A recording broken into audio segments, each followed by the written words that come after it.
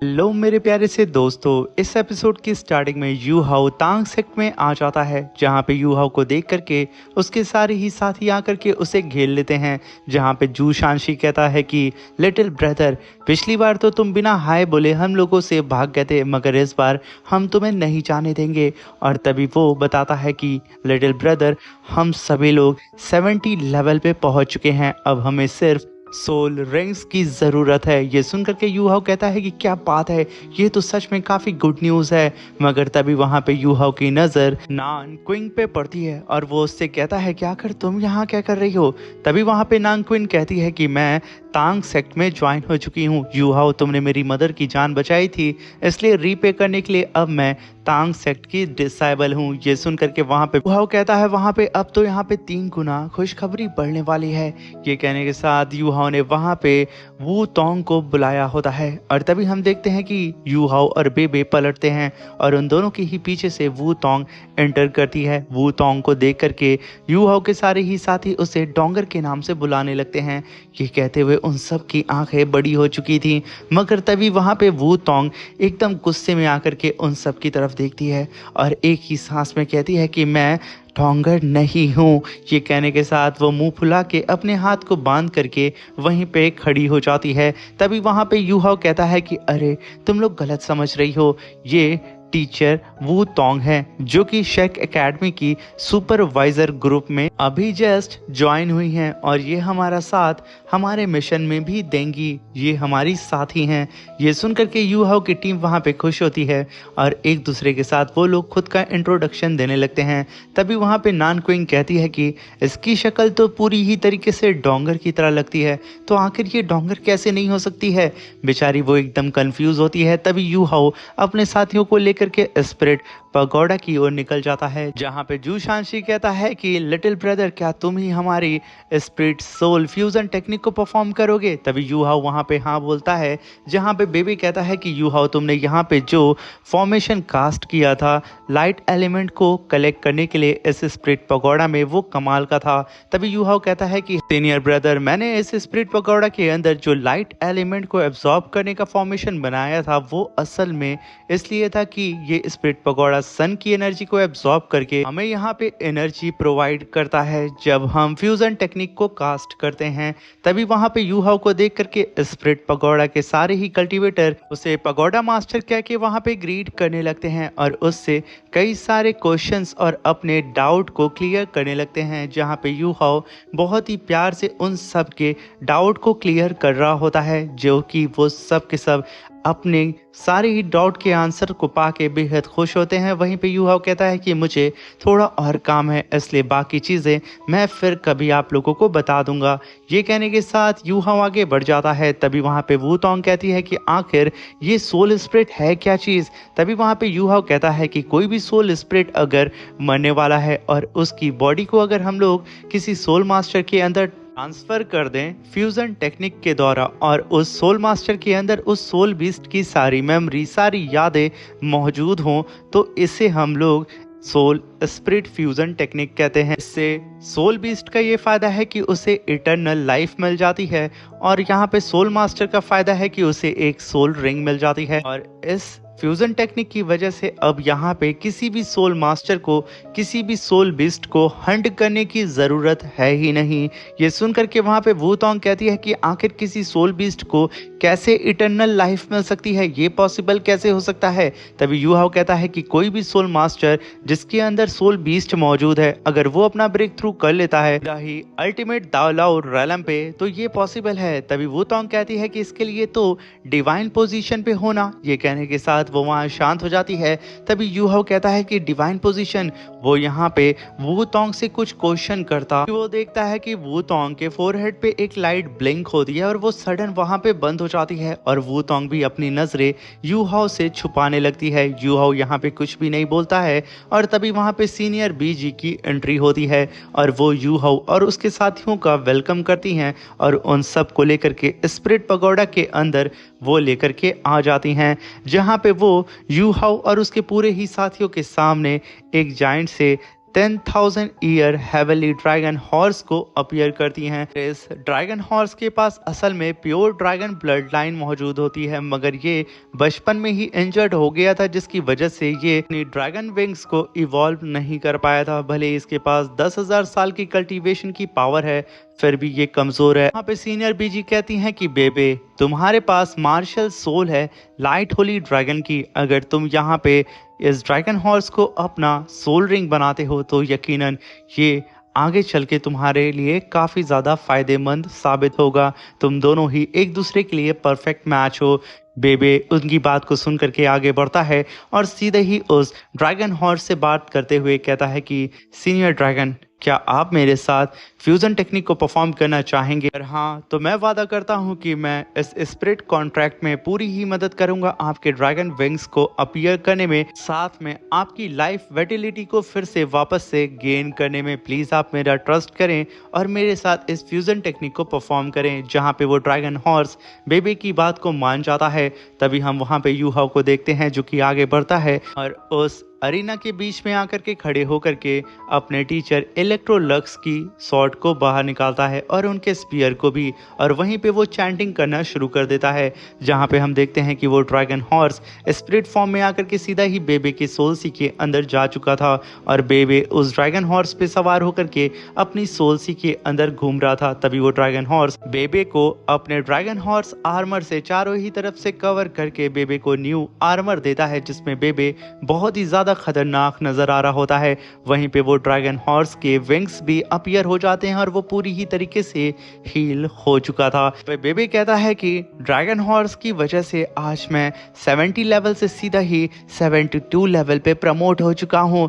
Heavenly dragon horse, आपका बहुत बहुत शुक्रिया। तभी वहां पे यू हाउ भी अपने सीनियर ब्रदर को कांग्रेट्स करता है। वहीं पे वो हॉर्स भी बेबे को थैंक यू बोलता है इस फ्यूजन की वजह से। तभी वहां पे बेबे कहता है कि मैं आज से आपको हेवनली ड्रैगन बुलाऊंगा। ये नाम वहां पे उस हेवनली ड्रैगन को काफी पसंद आता है। तभी वहां पे बीजी आगे बढ़ती है और जियाननन को आगे बुलाती है और उससे कहती है कि जियाननन, तुम्हारे लिए मैंने यहाँ पे रोज सॉफ्ट बोन पाइथन स्नेक को सेलेक्ट किया है, जिसके पास असल में 30,000 ईयर की कल्टीवेशन है। साथ में जियाननन, इस पाइथन के पास बहुत ही ज़्यादा फ्लेक्सिबल बॉडी है। अगर तुम इस पाइथन के साथ फ्यूज होती हो तो तुम किसी भी अपोनेंट से अगर फाइट करती हो क्लोज कॉम्बैक्ट में तो तुम्हें बहुत ही ज़्यादा अपर हैंड मिलेगा उससे क्लोज कॉम्बैक्ट फाइट में। तभी वहाँ पे जियाननन कहती है कि यू हाउ का रूल है कि हम किसी भी सोल बीस्ट से फ्यूज होने से पहले उससे बात करते हैं।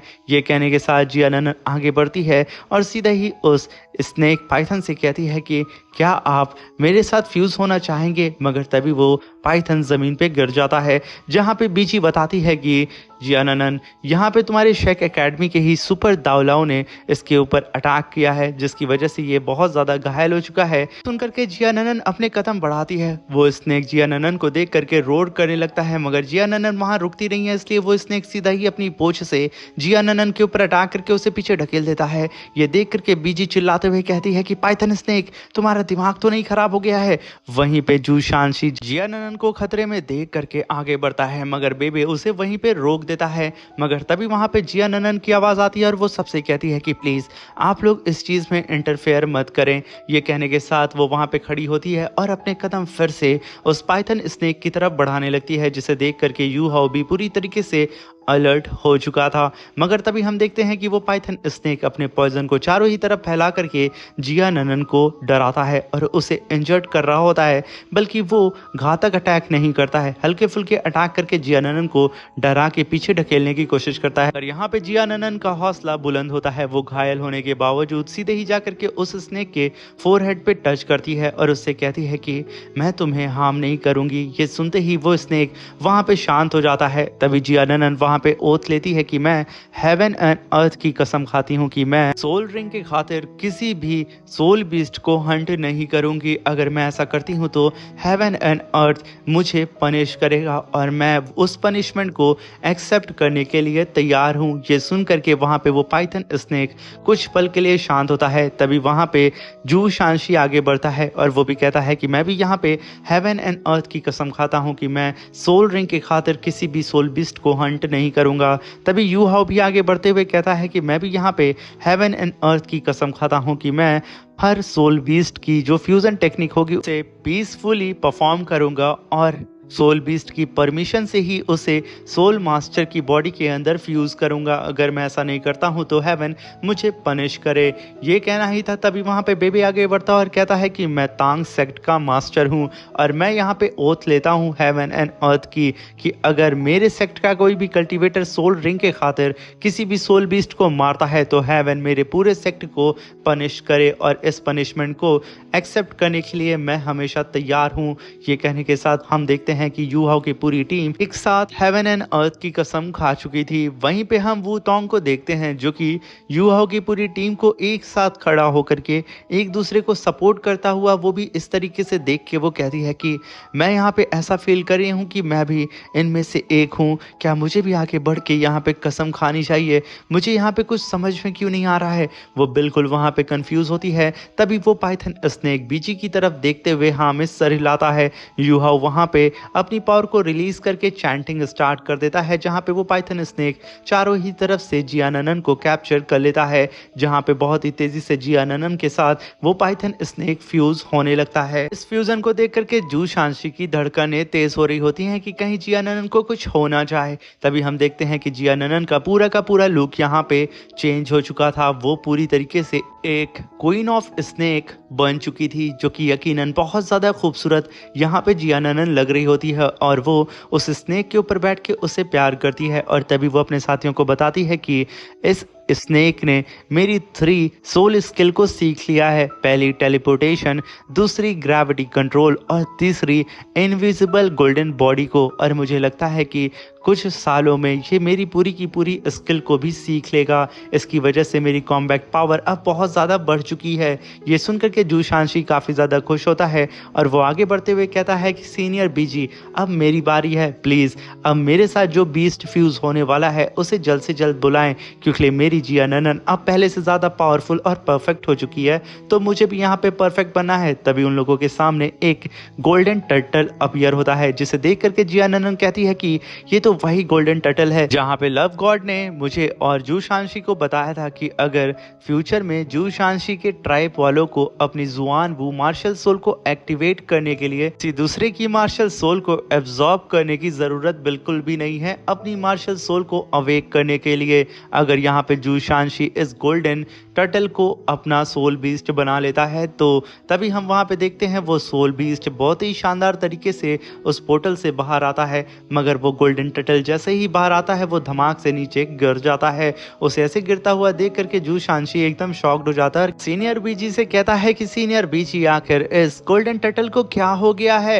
ये ठीक तो है ना। तभी वहाँ पे सीनियर बीजी जू शांशी को बताती हैं कि ये गोल्डन टर्टल के पास 30,000 ईयर की कल्टीवेशन है और पता नहीं कैसे किसी अननोन रीजन से इसका जो लाइफ सोर्स है वो बहुत ही तेजी से कम होता जा रहा है। इसलिए जू शांशी जल्द से जल्द इसके साथ तो मर्ज हो जाओ। ये सुनकर के यू हाउ वहाँ पे अपनी चैंटिंग को स्टार्ट कर देता है और इन दोनों को ही फ्यूज करने लगता है, जहाँ पे उस गोल्डन टर्टल का पूरा ही लुक जू शांशी की सोल सी के अंदर चेंज हो रहा होता है। और वहीं पे जू शांशी की जुआन वू शील्ड भी पूरी ही तरीके से अब जायंट फॉर्म में आ चुकी थी। वहीं पे उस गोल्डन टर्टल के पीछे एक स्नेक भी अपीयर हो चुका था। वहां पे यू हाउ नोटिस करता है कि ये गोल्डन टर्टल लास्ट जो फॉर्म बचा हुआ है उसे करने में थोड़ा सा कतरा रहा है। यहाँ पे यू हाउ को समझ नहीं आता है, मगर जब यू हाउ नोटिस करता है कि ये टर्टल बार बार सीनियर बीजी को देख करके अपने लास्ट प्रोसेस को रोक दे रहा है, देखते ही यू हाउ तुरंत ही सीनियर बीजी से कहता है कि सीनियर बीजी स्पिरिट पगोड़ा में और भी कई सारे काम होंगे और इस प्रोसेस में बहुत ज़्यादा टाइम लगने वाला है, इसलिए आप जा करके बाकी कामों को हैंडल करें और इस सिचुएशन को मुझ पे छोड़ दें। जहाँ पे सीनियर बीजी यू हाउ के ऊपर सारी सिचुएशन को छोड़ के वहाँ से चली जाती हैं और तभी बेबी कहता है कि लिटिल ब्रदर आखिर तुमने सीनियर को यहाँ से जाने के लिए क्यों बोला। तभी वहाँ पे यू हाउ कहता है कि अभी आप लोगों को पता चल जाएगा कि आखिर मैंने ऐसा क्यों कहा।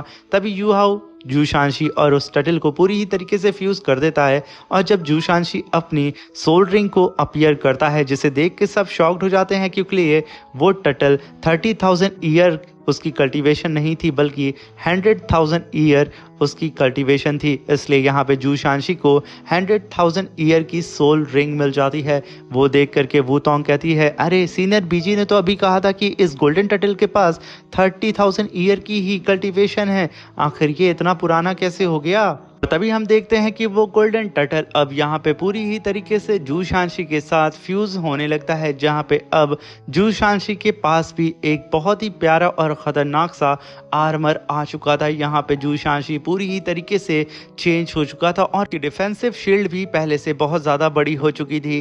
तभी जियानन के पास जू शांशी आता है और उससे कहता है कि जियानन, अब मेरे ट्राइपोलो को ज़रूरत ही नहीं पड़ेगी कि हम किसी की सोल बीस्ट को सेक्रीफाइस करके अपनी जुआन वो मार्शल सोल को अवेक करें, अब सब कुछ ठीक हो जाएगा। ये कहने के साथ वो दोनों ही एक दूसरे को बहुत ही प्यार भरी नजरों से देखते हैं, मगर तभी जू शांशी की सोल सी के अंदर से वो गोल्डन टर्टल बाहर निकलता है और वो सीधा ही कहता है कि इस बेवकूफ की सोल सी कितनी बेकार है।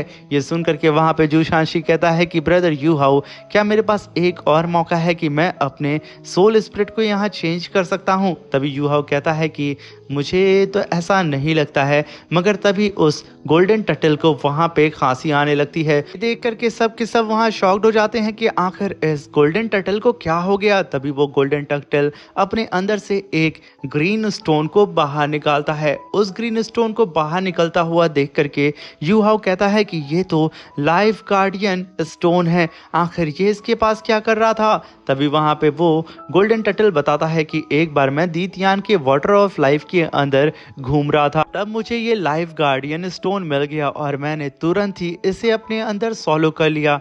मुझे लगा कि मैं इसे एब्जॉर्ब करके अपनी कल्टीवेशन को बढ़ा सकता हूँ और उस बियर लॉर्ड को खींच के एक मुक्का और फिर उस दीतयान को खींच के एक लात मार करके उन लोगों की पोजीशन को हड़प लेता और मैं अपने क्लैन को एकजुट करके स्टार दालाव को ग्रेट फॉरेस्ट में तब्दील कर देता। ये सुनकर के जू शांशी की पूरी टीम कहती है, क्या बात है, तुम्हारा एम्बिशन तो बहुत ही ज्यादा खतरनाक है, फिर आगे क्या हुआ। तभी वो गोल्डन टर्टल कहता है कि फिर होना क्या था, ये लाइफ गार्डियन स्टोन पता नहीं कैसे मेरी बॉडी से एकदम मर्ज होकर के मेरी बॉडी से फैमिलियर हो गया और ये तो मेरी ही लाइफ एसेंस को एब्जॉर्ब करके अपनी पावर को बढ़ाने लगा। सुनकर के वूतोंग कहती है कि अच्छा, इसी वजह से तुम्हारी जो रियल 100,000 ईयर की कल्टीवेशन थी वो घट करके 30,000 ईयर की कल्टीवेशन हो गई थी। तभी वहां पे वो टर्टल कहता है कि बिल्कुल तुमने सही कहा, अगर तुम लोग यहाँ पे टाइम पे नहीं आते तो पक्का ये स्टोन मुझे मार देता, क्योंकि यहाँ पे मेरे पास ज्यादा समय तो बिल्कुल भी बचा नहीं था, मैं आज नहीं तो कल मारा जाता इस स्टोन की वजह से।